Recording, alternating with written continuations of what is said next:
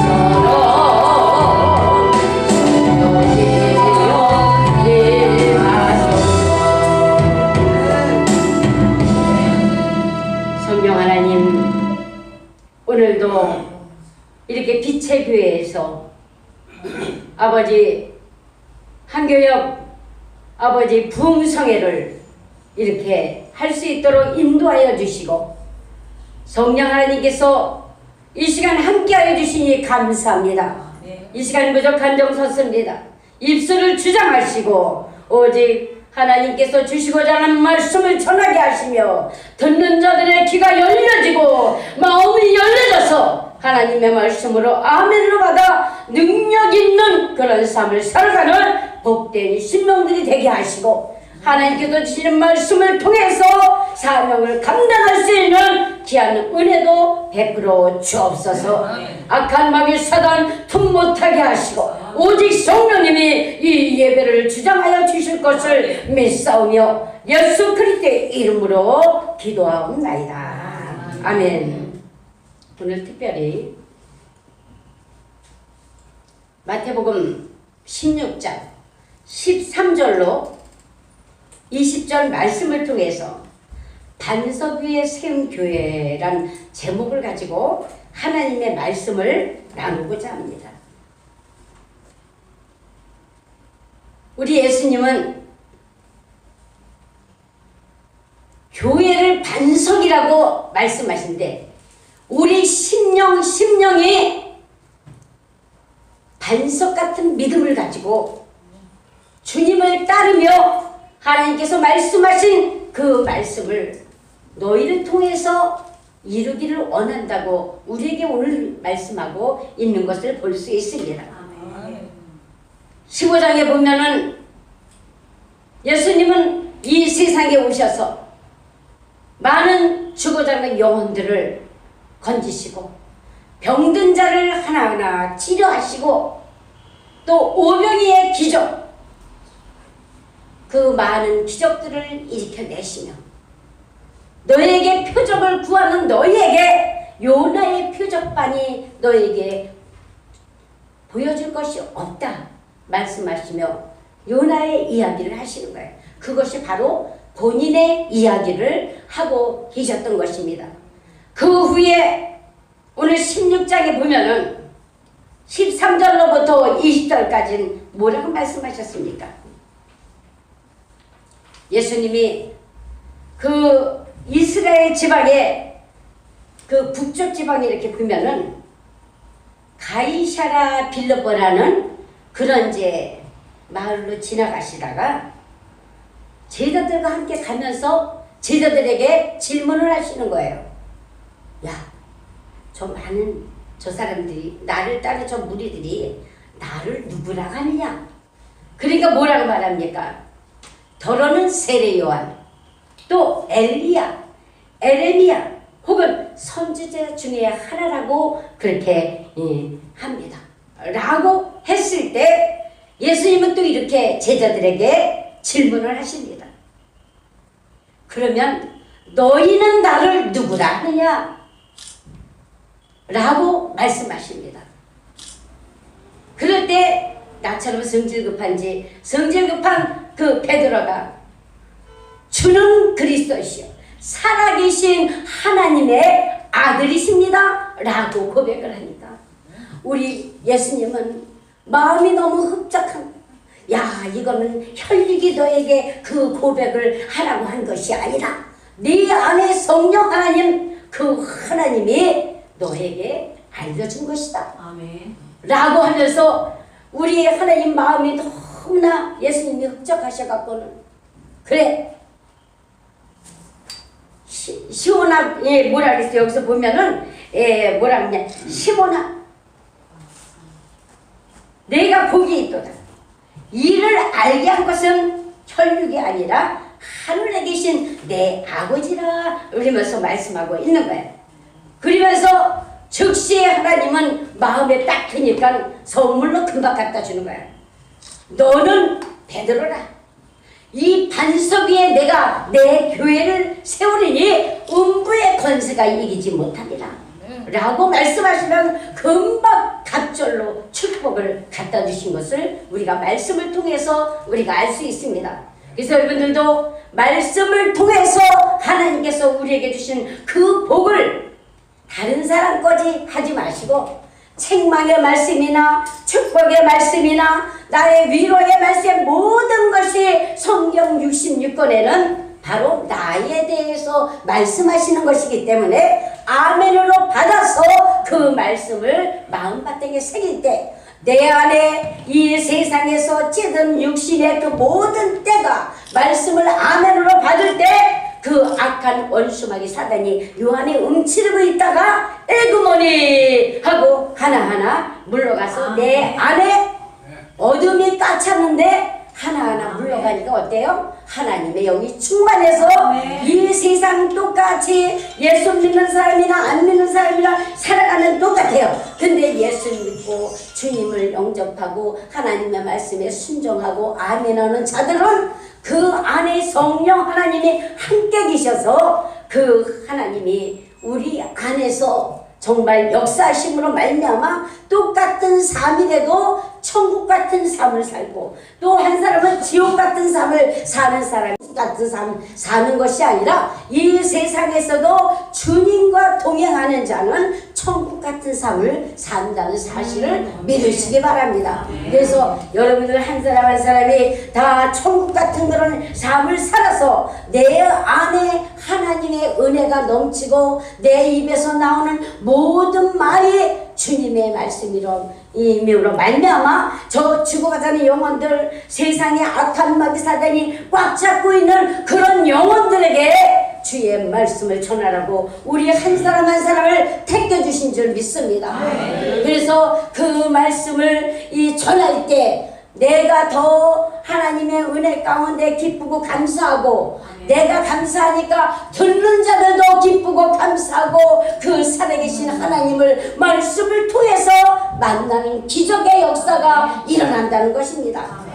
그래서 예수님이 병든 자들 우리 한 사람 한 사람 다 어둠의 영이 다 잡고 있는 사람들도 있어. 목사라고 안 잡고 있는 게 아니에요. 예배 시간에도 어둠의 영들이 야 내가 저 틈을 어떻게 들어갈까? 에?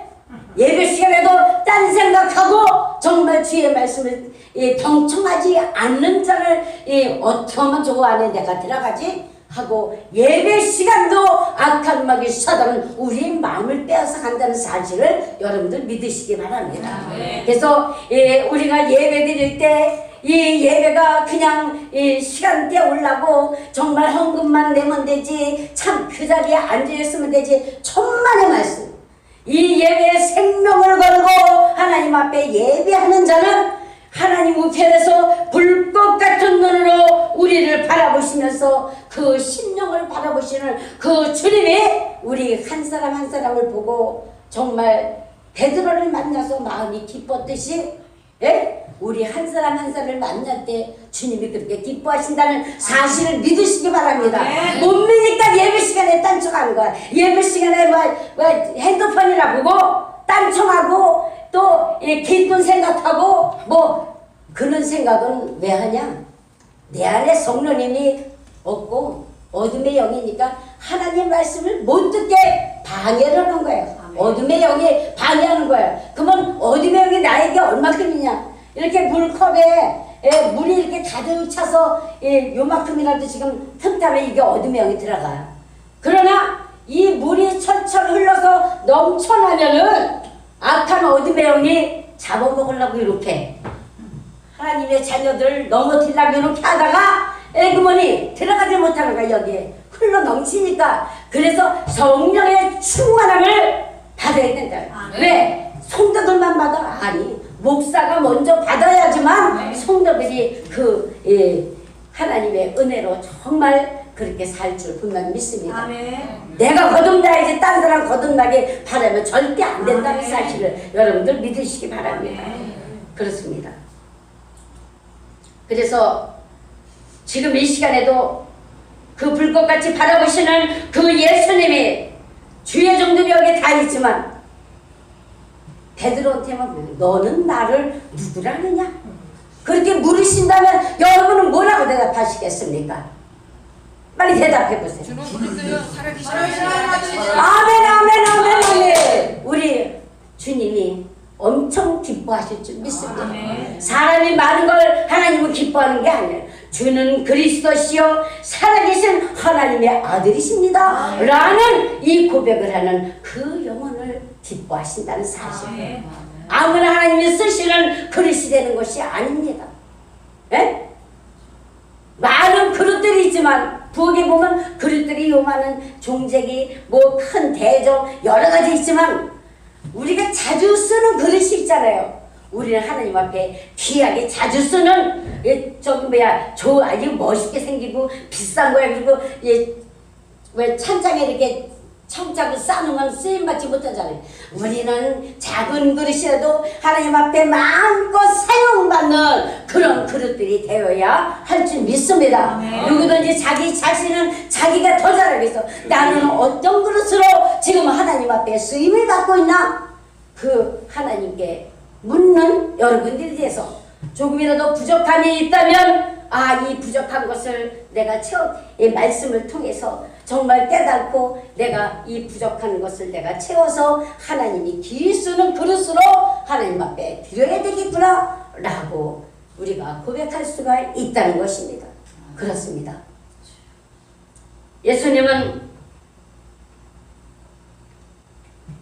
예수님께서 여기 반석 위에 세운 교회라고 했잖아요. 예수님께서 세우시겠다는 교회란 무언가? 교회란 말은 헬라어로 에클레시아라고 그렇게 말하고 있지 않습니까?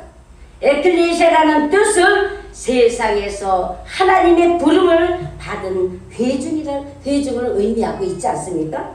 근데 옛날에 그 헬라 제국의 입법위원들을 에클레시아라고 그렇게 부르고 있었습니다.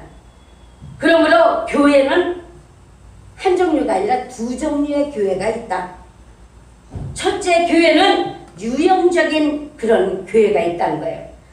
유형교회는 신앙금액으로 세례를 받고 입교해서 조직된 교회. 말하자면 이 건물을 말하고 있습니다. 보이는 교회, 그 건물을 말하고 있어요. 유영적 교회는 하나님의 자녀로 부름받은 성도들이 모여서 한 마음으로 하나님을 찬양하고 예배 드리는 이 말씀을 하셨습니다. 마태복음 7장 24절에 보니까 그러므로 누구든지 나의 이 말을 듣고 행하는 자는 그 집을 반석 위에 지은 지혜로운 사람 같다 라고 말씀합니다. 예? 하나님의 말씀을 듣고 순종하는 자, 사람이 볼 때는 미련해 보이고 바보스러워 보이지만 하나님의 말씀을 아멘으로 받아서 이거를 정말 말도 안 되는 거를 순종하며 나아가는 그 사람이 반석 위에 지은 집과 같다. 할렐루야. 네?